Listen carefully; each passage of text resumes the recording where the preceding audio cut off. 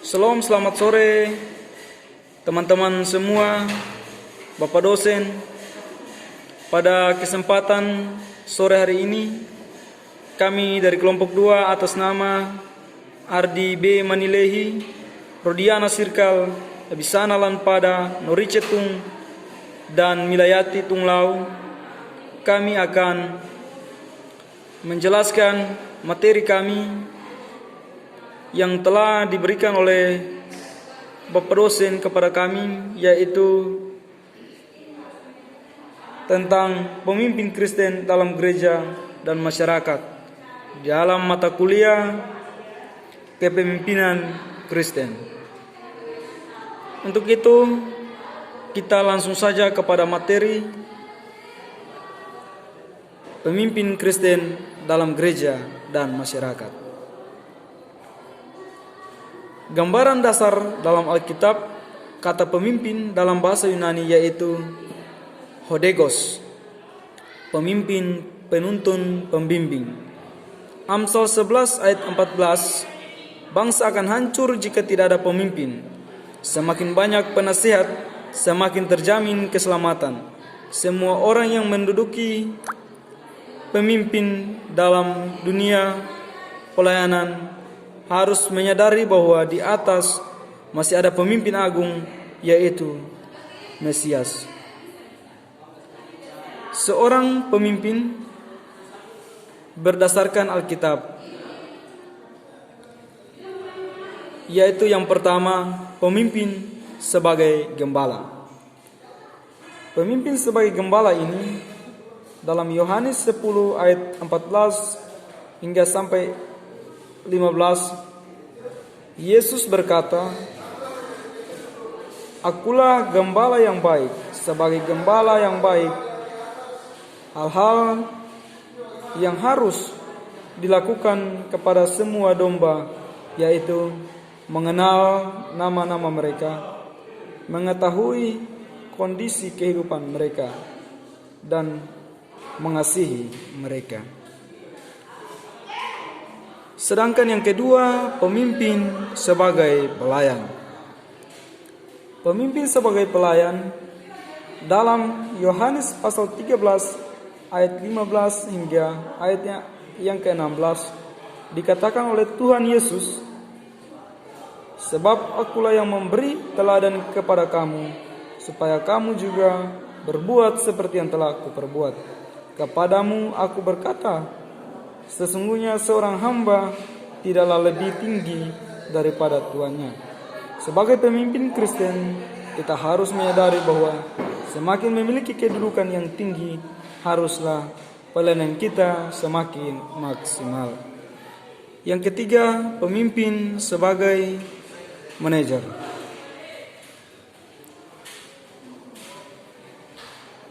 Tuhan Yesus adalah seorang manajer agung yang telah merencanakan dan mengatur gerejanya melalui murid-muridnya yang telah ia didik dan latih.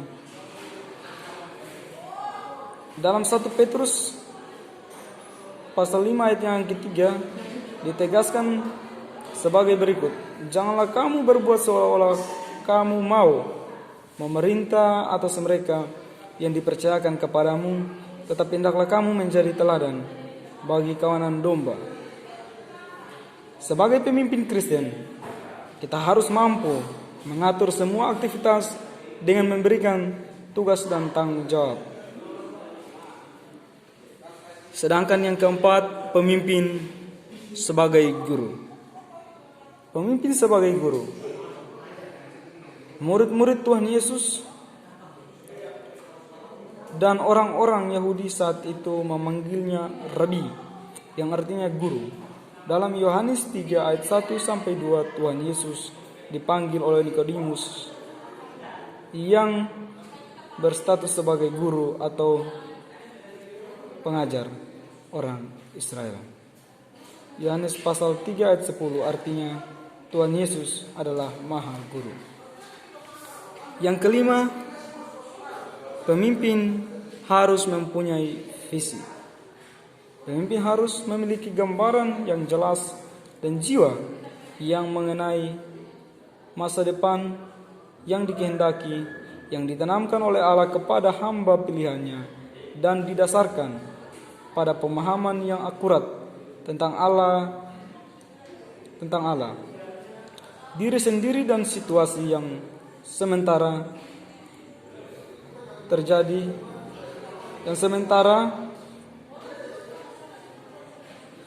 terjadi, visi haruslah jelas, menjanjikan keadaan yang lebih baik dari sekarang, berpusat pada masa depan yang sesuai dengan kehendak Allah. Yang keenam, pemimpin memiliki tanggung jawab. Pemimpin memiliki tanggung jawab. Seorang pemimpin harus bertanggung jawab dalam banyak bidang. Salomo menyebutkan 4 hal yang merupakan tanggung jawab seorang pemimpin. Yang pertama, menegur atau mengoreksi. Yang kedua, bertindak tegas. Yang ketiga, mendengar kritik. Dan yang keempat, bersikap adil.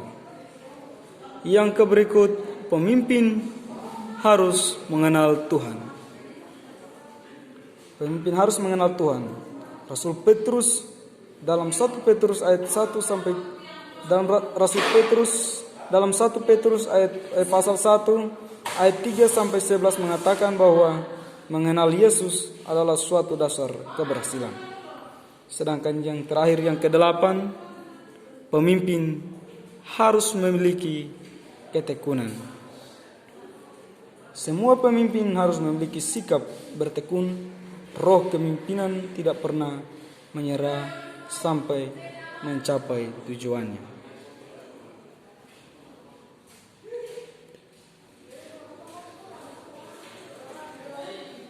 Yang berikut, poin B, pentingnya suatu kepemimpinan. Kepemimpinan merupakan faktor penentu keberhasilan atau tidaknya suatu pencapaian tujuan. Tanpa adanya pemimpin, maka suatu kegiatan yang direncanakan tidak bisa berjalan dengan baik. Jadi pentingnya suatu kepemimpinan itu ada 4 poin yang kami bagikan untuk teman-teman.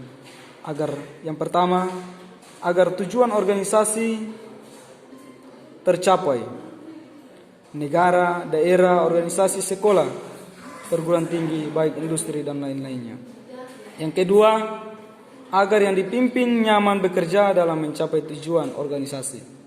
Yang ketiga, agar organisasi yang dipimpin dapat menjaga kelangsungan hidup dan perkembangannya. Sedangkan yang keempat, agar memiliki waktu yang kompak, cerdas, dinamis, harmonis, dan lincah dalam menyelesaikan masalah dan menghadapi tantangan serta menggapai aspirasi yang berkembang.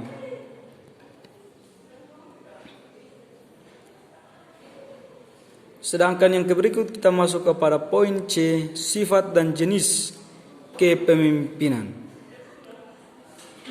Pada proses kepemimpinan, setiap orang akan menghasilkan gaya yang umumnya berbeda satu sama lainnya. Antara lain sebagai berikut. Yang pertama, demokratis.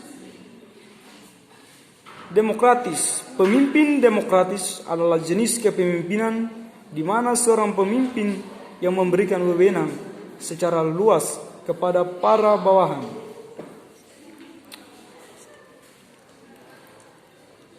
Sedangkan yang berikut, kepemimpinan yang bersifat otokratis. Jenis kepemimpinan seperti ini akan tampak seperti diktator. Segala pembagian tugas dan tanggung jawab dipegang oleh si pemimpin yang otoriter tersebut, sedangkan para bawahannya hanya melaksanakan tugas yang telah diberikan. Gaya ini ditandai dengan kebergantian pada yang berwenang dan menganggap bahwa bawahan hanya akan melakukan sesuatu jika diperintah. Sedangkan yang berikut, pemimpin yang bersifat partisipatif. Kepemimpinan dengan jenis seperti ini dipakai untuk memotivasi bawahan melalui pelibatan dalam pengambilan keputusan. Pemimpin mengharapkan agar karyawan mampu bekerja sama dalam mencapai tujuan. Gaya kepemimpinan seperti ini cocok dilakukan pada perusahaan di mana keputusan harus dilaksanakan bersama. Sedangkan yang berikut, kepemimpinan bersifat birokratis.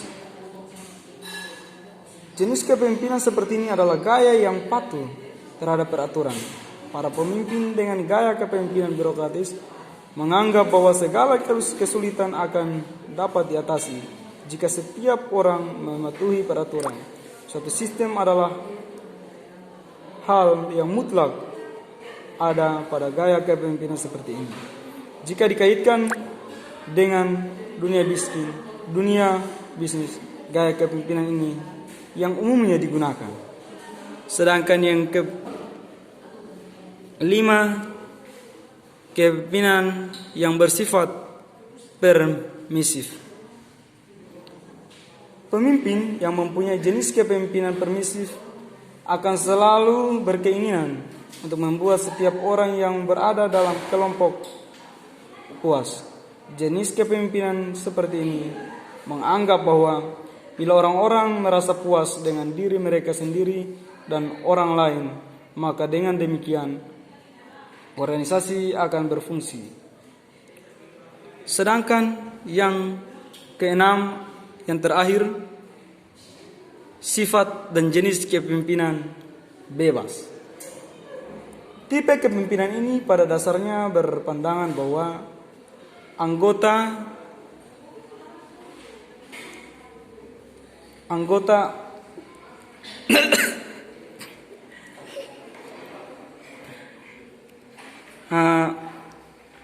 minta maaf teman-teman, untuk yang poin ke-6, sifat pada poin 6, kepemimpinan yang bersifat bebas. Tipe kepemimpinan ini pada dasarnya berpandangan bahwa anggota organisasinya mampu mandiri dalam membuat keputusan atau mampu mengurus dirinya masing-masing dengan sedikit mungkin pengarahan atau pemberian petunjuk dalam merealisasikan tugas pokok masing-masing sebagai bagian dari tugas pokok organisasi.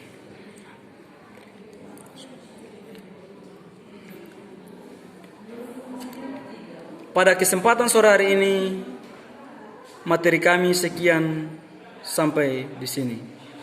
Terima kasih dan shalom. Jangan lupa like, comment, and subscribe. Dan nyalakan juga lonceng notifikasinya. Terima kasih, Tuhan Yesus memberkati.